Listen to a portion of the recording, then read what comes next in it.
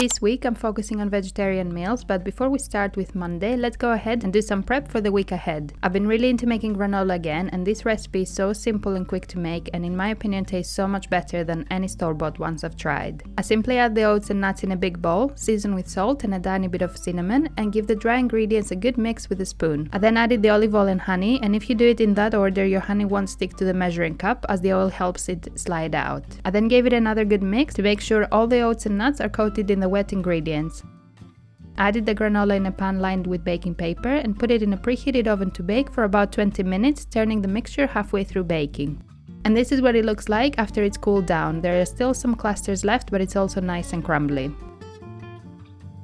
Next up, I'm making a chickpea spread, as I had some cooked chickpeas, so I'm adding the chickpeas to my blender and then adding some chopped up onion. I scooped out half an avocado, seasoned with salt and pepper, and also added the juice of a lemon.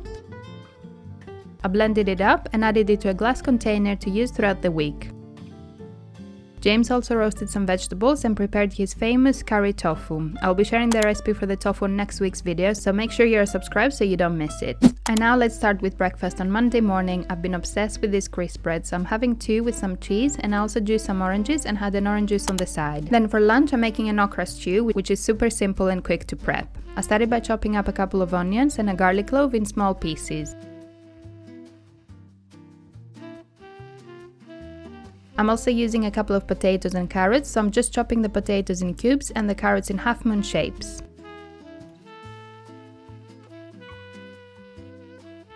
I added some olive oil on my saucepan and added all the vegetables to sauté. I seasoned with salt and pepper and let them sauté for a few more minutes. I then added some tomato paste, stirred it around, and then added the frozen okra. I added a can of chopped tomatoes and some water, and while it's stewing, I chopped up some fresh parsley and added about 3/4 of it on the saucepan.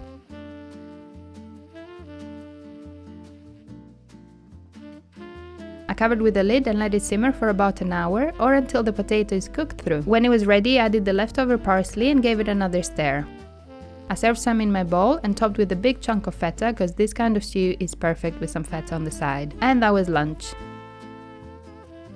Later on, I made myself a snack, so I added some apple slices on my plate. I topped the apple slices with some almond butter, and then for some crunch, I decided to use my granola, so I'm sprinkling some on top of the apples. And this was such a delicious snack. Very quick to make, but definitely felt a bit more special, and the combination of cold and crunchy apple with the smooth almond butter and then the crunch of the granola was just so good. You gotta try it. Later on, I had a random cracker, and then I was feeling very tired, so James made me dinner, which was a pita sandwich. He toasted a pita and then added some of my chickpea spread, some lettuce, and then some of the meal prep tofu and veggies.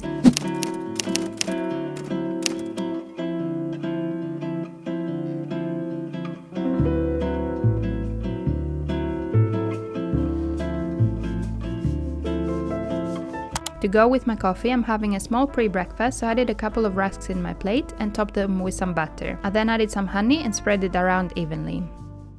And then later on, I had a couple of these rusks with some cheese, just like yesterday's breakfast. And I got these emperor oranges, so I cut one up and I enjoyed it with my rusks. I just love oranges. For lunch, I'm making some revito /falafel, so I started by grating some onion. I also chopped some spring onions and some herbs. I usually use whatever I have in the house, and I think this time was a blend of parsley, dill, and mint. I then grabbed my blender and added the leftover cooked chickpeas I had, and then all of the veggies and herbs I chopped up. I added some crushed garlic and also some olive oil. I seasoned with salt and pepper, some paprika, and then added a few tablespoons of flour. I think I did chickpea flour here, but any flour would do. I emptied the chickpea mixture in a bowl, covered with some plastic wrap, and put it in the fridge to cool for about half an hour. And I grabbed myself a snack while it was in the fridge. After half an hour, I took it out of the fridge and used 2 spoons to create little round patties. I topped with some olive oil and placed it in a preheated oven to bake until they're golden brown. I also had a bit of leftover okra stew, so I'm warming that up, and while it's warming, I added some lettuce on my bowl, topped with olive oil and vinegar, and then served myself the okra stew on the side. Of course, I added a big piece of feta, and then also served myself a couple of revito keftedes. Greek Lent has so many levels. So Greek Lent has different rules, different stages / levels that you can follow. The basic one is no meat, which is what I'll be doing this week. But the hardcore is like no meat, no dairy, no eggs, but you're allowed some seafood on certain days. So yeah, this week I'll be doing a no meat week. I just made this and I have some bamyes from yesterday, so let's try. So good. I leave the recipe for this and for the revita kiftedes down. Let's try the revita kifte. Wonder if I put a bit too much salt, but maybe a bit too much salt, but so good.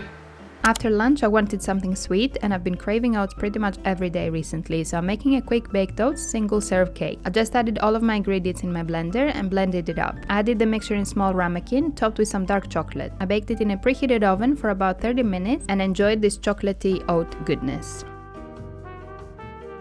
For dinner I wanted something simple and quick, so I'm making my go-to pizza. I did my flatbread in the pizza pan and then topped with the tomato sauce and then lots of mozzarella cheese. For my toppings I'm doing some chopped mushrooms, red pepper and tomato. I also added some olives as they give so much flavor, and some sweet corn as I love the pop of sweetness they give. I then baked it in a preheated oven for about 10 minutes and my pizza is ready. It's the next day and I'm having my usual rusks with butter and honey and of course my cappuccino. And then the same exact thing with my rusk breads and cheese. You know, once I find something I like, I eat it pretty much every day until I get absolutely sick of it. And then for lunch, I decided to make lahanodolmades, aka stuffed cabbage rolls, so I started by prepping my cabbage. I took out the middle bit of the cabbage and then prepped the vegetables for my filling. I'm doing onion, a couple of garlic cloves, spring onions and carrots. So I just chopped everything up in small pieces and also grated the carrot. I added some olive oil in my pan and added all the veggies to saute for a few minutes. I seasoned with salt and pepper and let them cook for a few more minutes.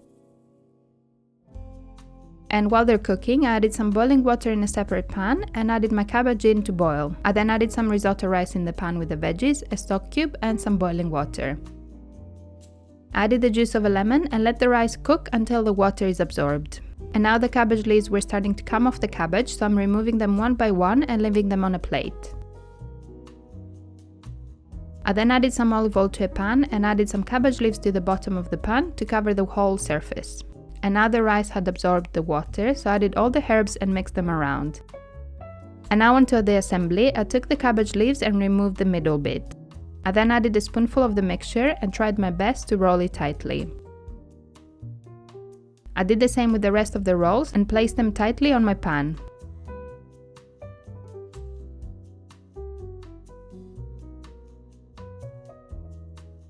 Once I finished all the rolls, I topped with another layer of cabbage leaves, added some olive oil and seasoned with salt. Then put a plate on top of the cabbage leaves to make sure it's weighed down and the rolls don't fall apart.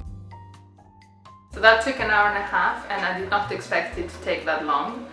I'm hoping the cabbage rolls keep their position and they don't fall apart and it becomes a mess, because that was a long time for me to create a dish. Found it so difficult to roll because once you remove the middle bit, which is the hard bit that you need to remove it because it's not very nice to eat, it was just impossible to roll. It was just like, and it was slippery.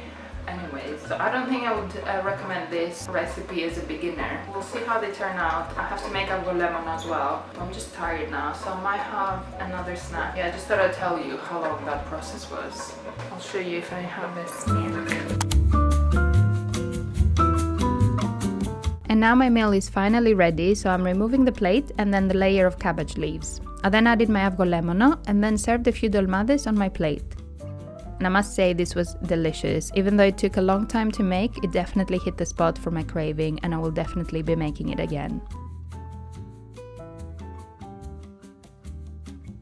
For my afternoon snack, I prepped some oats to have later, so to my bowl I added some oats, a sprinkle of chia seeds and some banana. I then added some cacao powder and some honey. I topped with oat milk and then gave it a good stir. I also added some almond butter and then let it in the fridge for a bit and enjoyed it later. For dinner, I decided to make a mushroom souvlaki, so I started by adding some potatoes in a pan lined with baking paper. I added some olive oil, seasoned with salt and pepper, and mixed the potatoes with my hands. I then put them in the oven to bake, and while they're baking, I'm making a quick tzatziki, so I started by grating half a cucumber. I added the cucumber on a strainer and squeezed it to get rid of the excess water.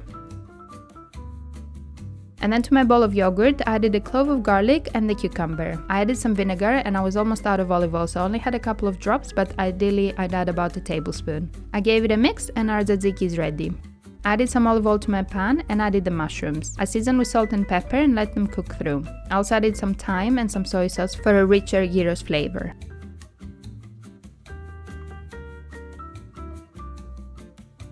And now the mushrooms and chips are ready, so I grabbed the pita and warming it up on a pan for a few minutes. I spread some tzatziki on my pita and then added the mushrooms and chips. Let me know if you like chips in your souvlaki, by the way. I also added some tomato slices and of course topping with some paprika. I rolled my souvlaki and then also served some chips to have on the side too. And that was so delicious and super quick to make. I love having souvlaki for dinner. It's the next day, and are you surprised I'm having rusks with butter and honey? And in case you were wondering, I'm using local Yorkshire honey and some Greek honey, and this is actually my last tin of Greek honey, so if you have any recommendations for good honey, let me know in the comments, as I can be very picky when it comes to honey. And then for my breakfast, I'm finally switching things up and making myself a Greek classic, a toastaki. So I added a few slices of cheese in my sliced bread and let it cook for a few minutes on my toasty maker. I also served some fruit on the side, and today's selection is orange and some grapes. And now my toast is ready, so I'm serving it on my plate, and look how cheesy this is. This was perfect. And then for lunch I was really craving a burrito, so I had a bean chili burrito which came with some salad, beans, sour cream and tortilla chips. It was so good. My afternoon snack was a chocolate hobnob, and then for dinner I'm making a daco salad, so I started by chopping up some tomatoes in small pieces. I then added some daco's rasks on my bowl and topped with the tomatoes. I topped with olive oil and vinegar and seasoned with salt. And instead of feta, I'm serving some cottage cheese, as I fancied a bit of a creamier cheese today. And that was dinner, super simple and quick to make, but so yummy. Friday today, and are you surprised? We're starting with some rusks with butter and honey.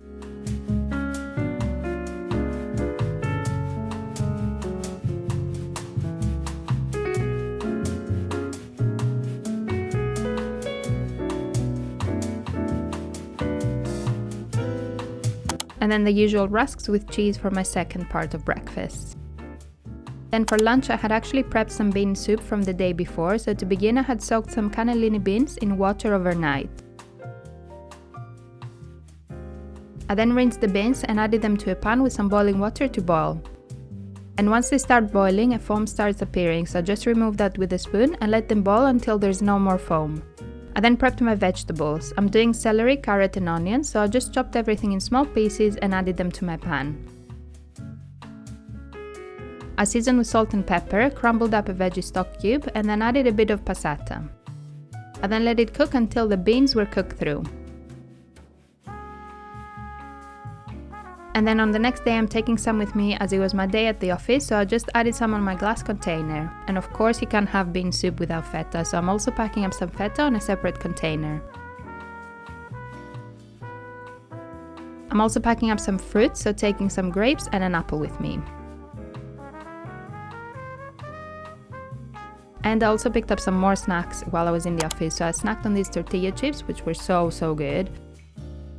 And also one of these chocolate biscuits. And then the laziest dinner ever, we're having some ready-made pizza, having half a margherita and half with some mushrooms, olives and onion. If you enjoyed this video and would like to see a high-protein vegetarian what I eat in a day, you can check out the video on your left, and I'll see you on the next one. Okay, bye!